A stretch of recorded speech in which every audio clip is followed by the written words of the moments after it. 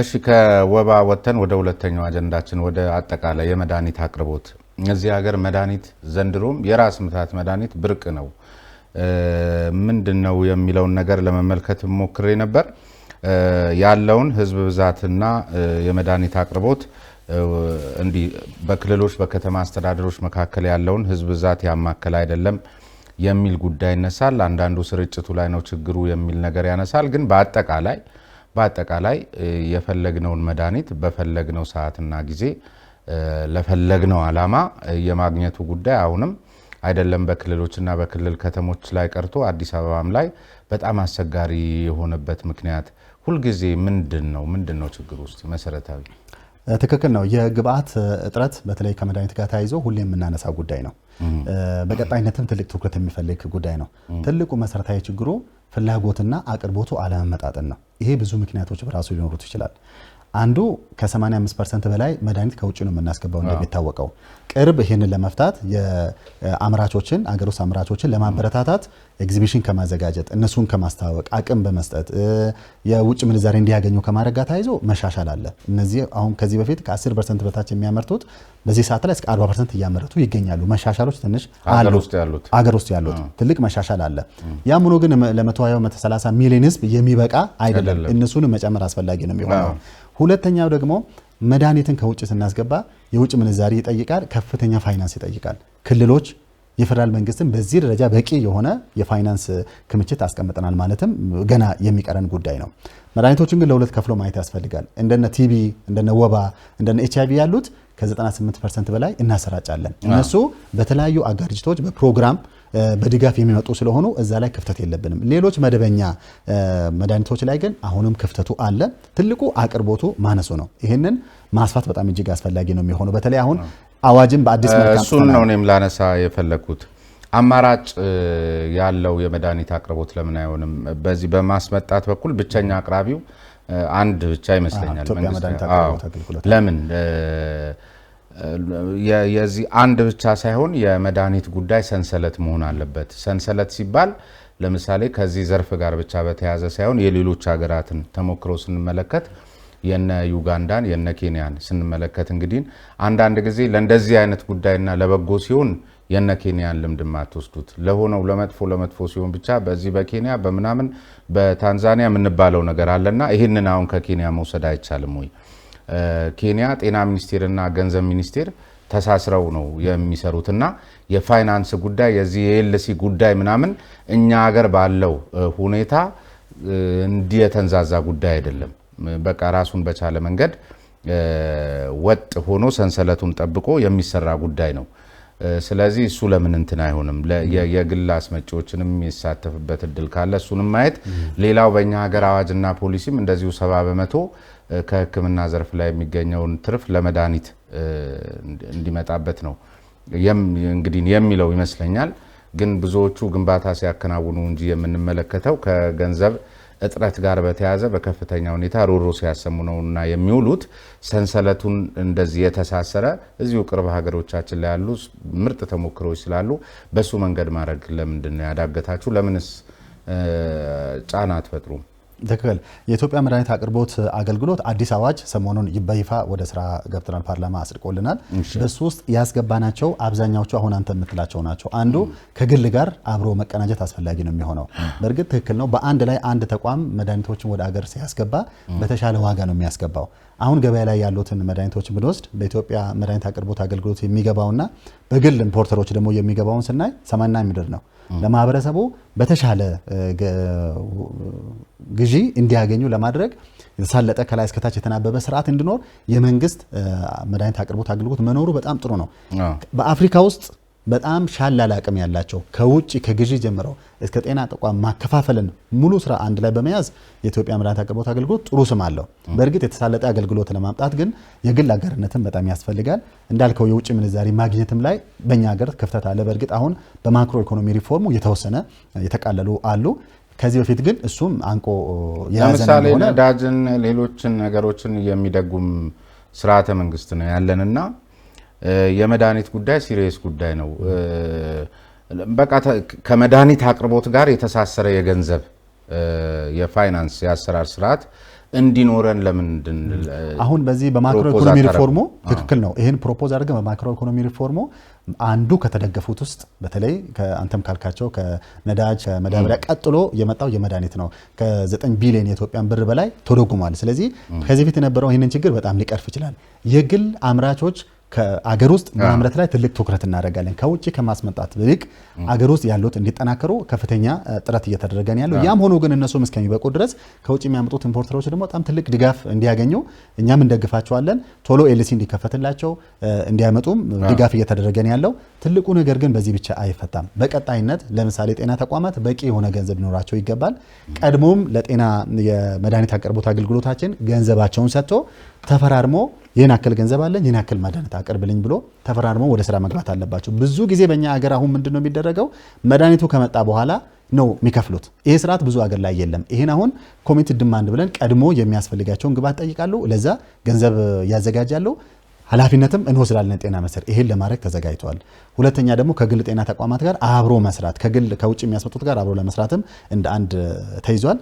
ሌላው ግን የመረጃ ስርዓታችን ነው። ከላይ እስከ ታች አንድ መድኃኒት ከየት መጥቶ የት ነው የደረሰው የሚለውን የተሳለጠ ስርዓት እንደዚህ ብዙ የሚናበብ ስርዓት የለንም። ጤና ተቋማት ምን ያክል ወሰዱ ምን ያክል አገልግሎት ላይ ውሏል የሚለውን ለማየት ብዙ መረጃ ስርዓት አልነበረንም። አሁን ኤአርፒ የሚባል በጣም ትልቅ ሲስተም በአገር አቀፍ ደረጃ እየተገበረ እንገኛለን። እሱ መረጃዎችን ይሰጠናል። ለቁጥጥርም እያንዳንዱ ጤና ተቋም ለማወቅም ይረዳል። እሱን ብዙ መረጃ ስርዓቶችን እያደረግን ነው። በተለይ ጤና ተቋማት ውስጥ የተሻለ ወረ ለምሳሌ ከመድኃኒት አቅርቦት አገልግሎት መቼ ነው የወሰደው፣ ምን ያክል ወሰደ፣ ምን ያክል አከመበት፣ ምንድነው የቀረው፣ እንዲሁም ደግሞ ጊዜው ያለፈበት መድኃኒት አለ ወይ ለምንድን ነው ብለን የምንጠይቅበትን ስርዓት እስከታች እየዘረጋን ያለው ያሻሽላል። እዚሁ ይሄን ጉዳይ የተመለከተው ረቂቅ አዋጅ ለፓርላማ በቀረበ ጊዜ እንግዲህ አንድ አማራጭ የሌለው አስመጪ የመንግስት ተቋም ሆኖ ሳለ ግን እዚያው መድረክ ላይ እርሶም ነበሩበት 91 በመቶ የሚሆኑት ፈዋሽነታቸው እየወረዱ መምጣቱን የተመለከተ አጀንዳም ተነስቶ ስትወያዩበት ነበርና እንግዲህ ቀደም ሲል አማራጭ የሌለው ተቋም እንዲሆንም መድኃኒት እስከሆነ ድረስ በሚልም የተለያዩ ሳቦታጆችን ለመከላከል በማሰብ ይመስለኛል መንግስት ይህን ያደረገው። ነገር ግን ይህን ለመከላከል ባደረገው በመንግስት ተቋም ውስጥ ደግሞ 91 በመቶ ፈዋሽነት የሌላቸው መድኃኒቶች ሲመጡ ምን ማለት ነው? ይሄ ዝም ብሎ የሚነገር ወሬ ካልሆነ በስተቀር እኛም የመድኃኒት ፈዋሽነትን በሶስት ደረጃ ነው የምናየው። አንደኛው እዛው ካምፓኒ ከውጭ የሚመረት ከሆነ እዛው ሂዶ የመድኃኒት ቁጥጥር ባለስልጣን እዛ ይታያል፣ እንዴት እንደሚያመርቱ ሳምፕሎችም ይወሰዳሉ። ሁለተኛ ወደ አገር ሲገቡ ኮንቲንጀንሲ የምንሰራቸው ስራዎች አሉ። ከእያንዳንዱ ባች ነምበር እንወስድና በላቦራቶሪያችን ይታያል። በጣም ለዚህ የተደራጀ ላቦራቶሪ በመድኃኒት ቁጥጥር ኤጀንሲያችን ውስጥ አለ፣ ይታያል። ሶስተኛው ደግሞ ወደ ገበያ ከሄዱ በኋላ ምን ያክል ፈዋሽነት አላቸው፣ የጎንዮሽ ጉዳታቸው ምንድነው፣ ምን ውጤት አመጡ የሚለውም ደግሞ በተለያየ መንገድ ፋርማኮቪጂላንስ የሚባል ትልቅ ስርዓት አለ። ይሄ እንደም ኢትዮጵያ ጥሩ የምንሰራበት መንገድ ነው። ግን መታወቅ ያለበት መንግስት የሚያስመጣቸው ሳይሆን ከጎረቤት ሀገራት በተለያየ መንገድ ሰዎች በኬሳቸው በተለያየ መንገድ ደግሞ የሚገቡ መድኃኒቶች አሉ። በተለያየ መውጫ መግቢያ በር የሚገቡ አሉ። እነሱ ከሆነ እነዚህ ፎልሲፋይድ እና ሰብስታንዳርድ የምንላቸው እነሱ ጋር በጣም ትልቅ ችግር አለ። የነሱን እኛም ሰብስበን አይተን አብዛኛው ጊዜው ያለፈበት ፈዋሽነታቸው ያልተረጋገጠ መነሻቸው የማይታወቅ በተለያዩ መንገድ የሚገቡ አሉ። እነሱ ላይ በጣም መስራት ያስፈልጋል። በኢትዮጵያ መድኃኒት አገልግሎት የሚገባ ግን በአብዛኛው በደንብ ተፈትሾ የሚገባ ፈዋሽነቱ የተረጋገጠ ለሌላም አፍሪካ ሀገር ምሳሌ የሚሆን ስርዓት ነው ያለን። በዚህ ላይ የቁጥጥር ባለስልጣናችን የመድኃኒትና ምግብ ቁጥጥር ስትሪንጀንት የሚባሉ የሬጉላተሪ ስርዓት ያለው ስለሆነ እኔ በዚህ ምንም ክፍተት ብዙ አለን ብዬ አላስብም። ገበያ ላይ ግን በጣም በርካታ መድኃኒቶች አሉ። ከአጠቃቀም ጋር ተያይዞ ችግሮችን ለማህበረሰባችን እንዴት ይጠቀማል፣ እንዴት እናስቀምጣለን፣ ታካሚ ጋር እንዴት ይደርሳል፣ እሱ ሌላ ችግር ሆኖ ግን ከውጭ የምናስገባቸው 90% ተባሉ በፍጹም ከእውነት ራቅና መረጃችንም የሚያሳየው አይደለም። እስቲ አሁን ከመድኃኒት ጋር በተያዘ ወደ ቀደመው አጀንዳ መለስ ብዬ ከወባ ጋር በተያዘ በቀደመው ጊዜ የዚህ ፋርሲፋርም የሚባለው አይነት ነበረ። ከዛውን ቫይቫክስ ነው እየተበራከተ ያለው፣ ያኛው ቀንሷል በሚል ከዚያ በተለመደው አይነት ምልክትን ብቻ መሰረት አድርገው ሰውየው የታመመው ያኛውን ፋርሲፋርም የሚባለው አይነት ነው የቫይቫክስ ሲሰጠው ውጤቱ በተቃራኒ ይሆንና አንዳንድ ጊዜ መድኃኒቶቹን የመፈወስ አቅማቸውም ላይ ጥርጣሬ የሚያሳድሩ አካላት ከምርመራው ስለሚጀምር በተለመደው አይነት ያኛው ቀርቶ እንደዚህ አይነት መወዛገቦች ስላሉ እዚህ ላይ አንድ ነገር ቢለው ይሄ ትክክል ፋልሲፓረም የሚባለው በአገራችን ከፍተኛውን ድርሻ ይይዛል 60% ፋልሲፓረም ነው የሚባለው 30% ቫይቫክስ ነው የሚባለው የቀሩት ደግሞ ሶስቱ የሚሆኑ የወባ ዝርያዎች አሉ የሚያመጡት ትክክል ነው የፋልሲፓረሙ አሁን ከፍ ያለ ይመጣል በተለይ እንዲ ወረርሽኞች ሲኖር ፋልሲፓረሙ ነው ከፍ የሚለው የቫይቫክስ የሚባለው ጉበታችን ውስጥ የሚቆይ ለረጅም ጊዜ ህክምና የሚያስፈልገው ነው በርግጥ የሚታይበት በሁለት መንገድ ነው የምንለየው አንዱ በማይክሮስኮፕ ነው በማይክሮስኮፕ ለይቶ ማየት ይቻላል የትኛው ፋልሲፓረም የትኛው ቫይቫክስ ይታወቃል በሌላው ግን በተለይ በጤና ኬላ ውስጥ ቤት ለቤት ደግሞ ለምላሽ ስራው ስንሄድ ፈጣን መመርመሪያ ኪቶች በእጃችን ይዘን ነው የምንሄደው እሱ አይለይም ወባ አለ የለም የሚለውን ብቻ ነው የሚያሳየው ፈጣን መልስም ለመስጠት ስለምንጠቀምበት ስለዚህ ከዚህ ጋር ታይዞ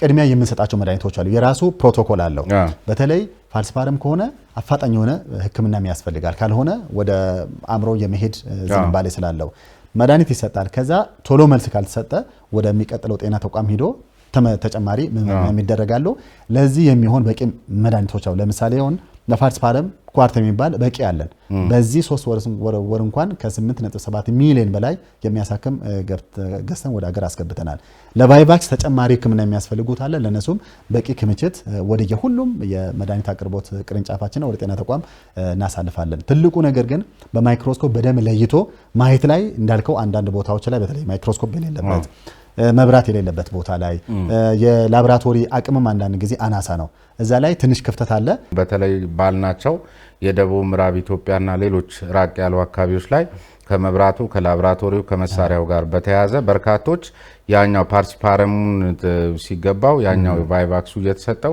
እንደሱ አይነት መደበላለቆች ብዙ ሰዎች ትክክል እኔም ወደ ደቡብ ምዕራብ የሄድኩበት ጊዜ ይሄንን አይቻለሁ ራቅ ያሉ ቦታዎች ላይ እንግዲህ ፕሮቶኮሉም እንደዛ ነው የሚያዘው ሁሉንም ለማይክሮስኮፕ ወደ መሃል ላንልክ እንችላለን ምልክቶቹን አይተን በፈጣን መመርመሪያ ኪት ፖዚቲቭ ከሆኑ የሚሰጥ ለሁለቱም የሚሆን አለ ከተሻላቸው በቫይቫክሱ ይቀጥላሉ ካልተሻላቸውና ቀጣይ ምርመራና ህክምና የሚያስፈልጋቸው ከሆነ ግን ማይክሮስኮፕ ወዳለበት ወደ ቀጣይ ሆስፒታል መላክ አለባቸው በዛ ደረጃ ሁሉም ቦታ ላይ ይሰራል ማለት አይደለም እሱን በቀጣይነትም ለበርካታ ላቦራቶሪ ባለሙያዎቻችን አሁን ይህንን ስልጠና ደግመን እየሰጠን ነው የምንገኘው እሱ የሚያዝና የሚሰራበት ይሆናል በተለይ በእርዳታ የሚመጡ መድኃኒቶች ለስርቆት የተጋለጡ ናቸው በእርዳታ መምጣታቸውን የሚያመላክት ስታምፕ ላያቸው ላይ ያለ በየመድኃኒት ቤቱ ላይ የሚገኙበት እድል እንግዲህ ካልተሰረቁ በስተቀር በየትኛውም ታምር ወጥተው የግል መድኃኒት ቤት ላይ ሲሸጡ ልንመለከት አንችልም ስለዚህ ለሚኒስቴሩ ተጠሪ የሆኑ ተቋማትን የሚመሩ መጋዘኖችን የሚመሩ አካላት እንዴት ነው የምትፈትሿቸው የሚለው አንድ ጉዳይ ነው ሁለተኛ ለዚሁ ማመቻቸት ሲባል አይደለም ወይ መድኃኒት ውድ በሆነበትና በውጭ ምንዛሬ በሚገባበት ሀገር ላይ ኤክስፓየር ዴቱ እንዴት በዚያ ያ መድኃኒት በሚያስፈልገው በሽታ በርካታ ሰው እየሞተ ግን ያ መድኃኒት ተገኝቶ መጋዘን ውስጥ ኤክስፓየር ዴቱ አልፎበት የሚቃጠልበትም ሁኔታ እንመለከታለን ምን ማለት ነው ይሄ አያሳዝንም ወይ በእርዳታ የሚመጡ መድኃኒቶች እንግዲህ የእርዳታ ናቸው ሁለት አይነት ናቸው አንዱ በደንብ እኛ የምናውቀው የሚገዙ ናቸው ገንዘቡ ተሰጥቶን መለሰን ገንዘቡን ለካምፓኒዎች አሳልፈን የሚገዙ በተለይ በግሎባል ፈንድ የሚገዙ የቲቢ የኤችአይቪ የማሌሪያና የፕሮግራም ድራጎች የሚባሉ ናቸው እነዚህ ላይ በአብዛኛው በስነ ስርዓት ተጠብቆ ስለሚመጡ ኤክስፓየር የማድረግ እድሉን በጣም ዝቅተኛ ነው ትልቁ ችግር ያለው አገራት በራሳቸው ዶኔሽን ይሰጡናል እንግዲህ እያደገ እንዳለ አገር እነዚህን እንወስዳቸዋለን አንዳንዱ የኤክስፓየሪ ዴቱም የቀረበ ነው የሚላከው ወይም ደግሞ 2 ወር ይቆያል ከውጭ ስናስመጣ በባህር ስለሚመጣ ብዙ ጊዜ ይቆያል መንገድ ላይም የተወሰነ ይቆያል በከሰም እስከሚተላለፍ ድረስ እኛ ጋር ደርሶም ትልቅ አገር ከመሆኑ የተነሳ ወደ ቅርንጫፍ ሄዶ ከዛ ወደ ጤና ኬላ ሲደርስ መሃል ላይ እስከ 4 5 6 ወር የሚቆዩ መድኃኒቶች አሉ ይቀርባል ከዛ የተነሳ በተለይ እንዲሁ በግፊት የሚመጡ ዶኔሽኖች አሉ የተወሰነ እንጠቀማለን ያም ሆኖ ግን ሁሉም ቦታ ላይ እንጠቀመው እንችላለን እነዛ ኤክስፓየሪ ወይም ዌስቴጅ የምንለው የጊዜ ሽረታቸው የደረሰባቸው ሊበዙ ይችላሉ ግን የቲቢ የኤችአይቪ የማሌሪያ ላይ በጣም አነስተኛ ነው በእርግጥ በአጠቃላይ ስናይ የኤክስፓየር የሚያደርጉት መድኃኒቶች በእኛ ሀገር ከ2% በታች ናቸው በተለይ በኢትዮጵያ መድኃኒት አገልግሎትና በቅርንጫፍ ያሉት ጤና ተቋም ጋር ሲደርስ ትንሽ እስከ 3% ከፍ ሊል ይችላል የዓለም ጤና ድርጅት 2% ነው የሚያስቀምጠው። የተወሰነ ጤና ተቋም ላይ ከፍ ማለት እድል አለው። ይህንን ለመቀነስ በርካታ ስራዎችን እየሰራ እንገኛለን። በቂ አይደለም ግን እንዲሁ እንደሚወራም ሁሉ መድኃኒት ኤክስፓየር ያደርጋል ማለትም ደግሞ አይደለም። አንድም ማድረግ የለበትም። ያም ሆኖ ግን ያደጉት ሀገራትም የተወሰነ ኤክስፓየር የሚያደርግ መድኃኒቶችም እንዳሉ ማወቅ አስፈላጊ ሆኗል ብዬ አስባለሁ። እሺ ሌላው እዚሁ መድኃኒት ላይ በተለይ የዚህ ምንድነው የሚባለው የሐኪም ማዘዣ ሰብስክሪፕሽን የሌላቸው መድኃኒቶች በተለይ ያለ ማዘዣ የሚሸጡ መድኃኒቶች በቃ ኦልሞስት 100% በማለት ደረጃ ይሄን ያህል አልፎ አልፎ ካልሆነ በስተቀር የሐኪም ማዘዣን የሚጠይቁ መድኃኒት ቤቶች እየጠፉ ነውና በተለይ ወጣቶቹ በዚህ ጉዳይ ይሄ ለማነቃቂያነት የሚውሉ መድኃኒቶችን እየተጠቀሙ በጣም ለአደገኛ እንትን ለሱስ እየተጋለጡ ስለሆነ ምን እየተሰራ ነው? ከበድ ያለና ጠንከር ያለ ክትትልና ቁጥጥር እንደዚሁም እርምጃ የሚፈልግ ጉዳይ አይደለም ወይ? እንዴት ነው እየተመለከታችሁት ያለው? ሁሉም ቦታ ላይ አለ በቃ ዝም ብሎ እንደዚህ የሚሸጥ ትክክል ነው። በተለይ በከተሞች ላይ ያሉት ገጠርም ላይ ያሉት የግል ፋርማሲዎች ፕሪስክሪፕሽንን ሳይጠይቁ ሰው በጠየቀው መሰረት መስጠት አለ። እኛም በየጊዜው በተለያየ መንገድ በኢንተለጀንስም ጭምር የተደገፈ እነዚህ ፋርማሲዎችን መለየት በየጊዜው መቅጣት ያስፈልጋል። ትልቁ ነገር እንግዲህ እዛ የሚሸጠው የፋርማሲ ባለሙያ ነው። ይህንን መከላከል ያለበት የሙያው ባለቤት እሱ ነው። ስለዚህ ስነ ምግባርን ተላብሶ የሙያውን ግዴታ አውቆ የማይሰራ በርከት ያለ ፋርማሲስቶች ይኖራሉ። በቀጣይነት መከታተል እየቀጡ መሄድ አዲስ አበባም ጭምር ማንም ሰው ገብቶ ሲጠይቅ እንዲሁ የሚሸጡ አሉ። በስነ ስርዓት ደግሞ የሚሸጡም ደግሞ አሉ። ሁሉንም ማጠርሸት አስፈላጊ አይሆንም። እኛ እንኳን ወተን ጠይቀን ያለ ፕሪስክሪፕሽን የማይሸጡ እንዳለ ሁሉ በተቃራኒ የሚሰሩ አሉ። እሱን በቀጣይነት ቁጥጥር ስርዓቱን ማጠናከርና እንደ አይነቶችን እየቀጡ መሄድ ያስፈልጋል። የሚያሰጋው ግን እንዳልከው ከአእምሮ መድኃኒት ጋር ታይዞ ሱስ የሚያስዙ መድኃኒቶች ጋር ታይዞ ነው። በእኛ በኩል የመድኃኒት አቅርቦት አገልግሎት በስቶር ውስጥ እንኳን ስናስቀምጥ ተቆልፎ ለብቻው ነው የሚቀመጠው። ከሌላው መድኃኒት ጋር አይቀላቀልም። ወደ ክልልም ሲሄድ በተለየ መንገድ ነው። ወደ ቅርንጫፍ ሲሄድ ጤና ተቋማትም ራሱን በቻለ በተለየ ሳይኮትሮፒክና ናርኮትሮፒክ ድራግስ ብሎ ራሱን በቻለ በሌላ ፕሪስክሪፕሽን ነው የሚወስዱት። ከጤና ተቋም ግን አልፎ አልፎ ሊወጣ ይችላል። ትናንሽ መድኃኒቶች ሲሆኑ እኛም አግኝተናል። በተሰራው የኢንተለጀንስ ጥናትም ጭምር አግኝተናል። ይሄ በቀጣይነት ቁጥጥር ስርዓታችንን ማጠናከር አስፈላጊ ነው የሚሆነው። የቁጥጥር ስርዓቱ ደግሞ በፌደራል መንግስት ብቻም አይደለም። ክልሎች የቁጥጥር ስርዓቱን በራሳቸው ነው የሚሰሩት። በተለይ ለኮንትሮባንድ ዳር ላይ ያሉት ክልሎች ከጎረቤት ሀገር ጋር የሚዋሰኑት እንዲህ አይነት ችግሮች በስፋት የሚታይበት ስለሆነ የቁጥጥር ስርዓቱን ማጠናከር እንደ ትልቅ አጀንዳ ተወስዶ የተሰራ እንደሆነ በተለይ ደግሞ ለዚህ ለሱስ የሚያስዙት ወጣቶች ለዚህ ተጋላጭ እንደሆነ ይታወቃል። ማስተማርም እያስተማርን እንገኛለን። ትልቁ ነገር ግን ቁጥጥሩ ላይ መስራት አለብን ብለን እየሰራን ነው። የሚወሰድ ሀሳብ ነው። ሌላውና መሰረታዊው ደግሞ ጉዳያችን የሕክምና ስህተት የሚባለው ነው። ምንድነው የሕክምና ስህተት የሚባለው? የብዙዎች ሮሮ እየሆነ ነው በየቦታው በሕክምና ስህተት ምክንያት ቤተሰቤን አጣው የሚለው ጩኸት ከሞራልም ከምንም አኳያ ጉዳቱ ከፍተኛ ነውና ምን ማለት ነው? እንዴት ይከሰታል? ትክክል። የሕክምና ስህተት በአጠቃላይ ዜጎችን ለጉዳት ከሚዳርጉ ትላልቅ ችግሮች ውስጥ አንዱ ነው። የሕክምና ስህተት ስንል ጤና ሙያተኞች በተማሩት መሰረትና ሕግ በፈቀደላቸው መሰረት መስራት ያለባቸውን ሳይሰሩ ሲቀሩ፣ ያልተፈቀደላቸውን ደግሞ ሲሰሩ የሚገኝ ስህተት ነው። በሁለት መንገድ ነው የምናየው። አንደኛው ከእውቀት ማነስ የተነሳ ከክህሎት ማነስ የተነሳ የሚፈጠር ችግር ነው። ሁለተኛው ደግሞ ይሄ ኔግሊጀንስ የምንለው በቸልተኝነት የሚፈጠር ነው። ይሄ ሙሉ ሙሉ ጤና ሙያተኛው ጋር ነው ያለው ማለት አይደለም። አጋራጭ ምክንያቶች ሊኖሩ ይችላሉ፣ ፋክተሮች ሊኖሩ ይችላሉ። በተለይ ጤና ስርዓቱ ጋር የሚያስፈልጉ ግብአቶች አለመሟላት፣ ሌሎች ጤና ስርዓቱ ጋር የሚታዩ ጉዳዮች አሉ። ዋናው ግን ጤና ሙያተኛው ማድረግ ያለበትን ሳያደርግ ሲቀርና ያልተፈቀደለትን ሲያደርግ፣ በተለይ አሁን ነርስ ሆኖ ኦፕሬሽን የሚሰራ ከሆነ ወደ ስህተት የሚሄድ ነው ማለት ነው። ይሄ ሆኖ እንግዲህ በሀገራችን ትክክል ነው፣ ብዙ ኮምፕሌኖች አሉ። ይህንን ለመፍታት በየክልሉ የሜዲኮ ሌጋል ኮሚቴ የሚባል ከስፔሻሊስቶች የተውጣጣ ቡድን ተቋቁሞ እንዲህ አይነት ችግሮች ሲፈጠሩ በደንብ ያያል። ለምን ነው ተፈጠረው ይሄ ስህተት ዳግመኛ እንዳይመጣ በደንብ ለፍርድ ቤትም መረጃ እየሰጠ ተጠያቂነት እንዲመጣ ያደርጋል። ጤና ሙያተኞችም ከህግ ተጠያቂነት ስር ናቸው። ባጠፉት ነገር እንዲጠየቅ ጥረት እየተደረገ ነው ያለው። በእርግጥ ዜጎች በሚጠይቁት በዛ ፍጥነት እንመለሳለን ማለት አይደለም። እንደ ሌላውም ወንጀል አይደለም። ራሱን የቻለ ብዙ የቴክኒክ እውቀት የሚያስፈልገው ስለሆነ እነዚህ ስፔሻሊስቶች በጋራ ቁጭ ብለው እያንዳንዱን መረጃ ለይቶ ከዶኩመንቴሽን ጀምሮ መረጃ ይሰጣሉ። ስለዚህ መልስ እየተሰጠ ነው ያለው። በርከት ያለው አሁንም እጃችን ላይ ያልመለስናቸው አሉ። ግን በቀጣይነት የሚሰራና ምላሽ የሚሰጠው ይሆናል። ትልቁ ነገር ግን ምላሽ መስጠት ሳይሆን እንዳይፈጠር ማድረግ ነው። ስለዚህ ከሙያ ማህበራት ጋር በደንብ እየሰራን ያለ ነው። ሙያቸው የሚፈቅድላቸው በስኮፓቸው እንዲሰሩ ማድረግ፣ ጥራት ያለውን ጤና አገልግሎት እንዲሰጡ ማድረግ። በተለይ ደግሞ ትልቁ ችግራችን ዶክመንት አለማድረግ ነው። የተሰሩ ስራዎችን ዶክመንት አለማድረግ። አንድ ችግር ሲፈጠር ሁሉንም ጤና ሙያተኛው የፈጠረው ማለት አይደለም። በሚገባ የሚሰሩ አሉ፣ ስህተት ደግሞ የሚፈጥሩ አሉ። እነሱን መለየት አስፈላጊ ነው የሚሆነው። ችግር ባለበት ግን አስተማሪ እርምጃ እየተወሰደ ነው። የዚህ የህግና የህክምና በተለይ የህክምና ቋንቋው በራሱ በጣም እንትን አይነት ስለሆነ ለሙያተኞቹ ብቻ የሚገባ አይነት ስለሆነ እንደሱ አይነት ከግልጽነት ጋር የተያዘ ብዙ ችግር የሚፈጥር የህግ ድንጋጌያችንም አብሮ የተቀላቀለ ለብቻው ከህክምና ጋር የሆነ ስላልሆነ በዚህ ዘርፍ ላይ የተሰማሩ በህክምና ዘርፍ ላይ ብቻ የተሰማሩ የህግ ሙያተኞችን ብዙም ስለሌሉን ወይም ህክምናው አካባቢም ላይ እንደዚህ የህግ እውቀት የሌላቸው እሱም በተመሳሳይ መደረግ ያለበት መስሎ ይሰማናል። ከዚያ ውጪ ግን በተለይ ሌሎች ሀገራት ላይ ያለውን ተሞክሮ ወደ ሀገር ውስጥ ማምጣት የሚቻልበት እድል ለምን የለም? ምክንያቱም አንዳንድ ጊዜ ሰዎች ቤተሰባቸውን በዚህ ምክንያት አጣው ብሎ በራሱ ቁጭቱ በራሱ የሚገል ስለሆነ ለምሳሌ አሁን የወሊድ ጉዳይ በቀላሉ ይሄን ያለ ሞት የሚዳርግ ጉዳይ አይደለም። ነገር ግን ማደንዘዣ ከመስጠት ከመሳሰሉት ጋር በተያያዘ መጥኖ ካለመስጠት ከእውቀት ማነስ ከመሳሰሉት ጋር ችግሮች ይፈጠራሉ። ያን ጊዜ በህክምና ስህተት ሰዎች ህይወታቸው ያልፋል። ከዚያ በኋላ ከደሙ ንጹህ ለመሆን በሚደረግ ጥረት ብዙ ግብግብ አለ። ሌሎች ሀገራት በተለይ የዚህ ከቀዶ ህክምና ጋር በተያያዙ የሚሰሩ ስራዎችን የተፈቀደለት የቤተሰብ አካል እንዲፈርም ብቻ ሳይሆን እንዲያይ ቁጭ ብሎ እንዲወስን የሚያደርጉበት እድል አለ። ምናልባት ከባህላችን ጋር ተያይዞ አላውቅም፣ ግን ይህንንስ ማምጣት አይቻልም ወይ?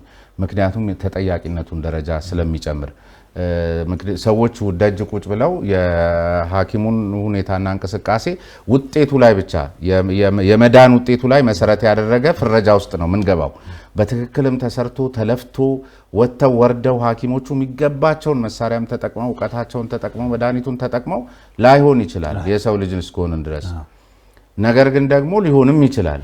ውጤትን መሰረት ያደረገ በህክምና ስህተት የሚል ነገር ከሚመጣ አንዳንድ ጉዳዮች ላይ የተወሰነለት የቤተሰብ አካል ገብቶ እንዲያይ እንደ ሌሎች ሀገራት ለምን አይደረግም? ትክክል ነው።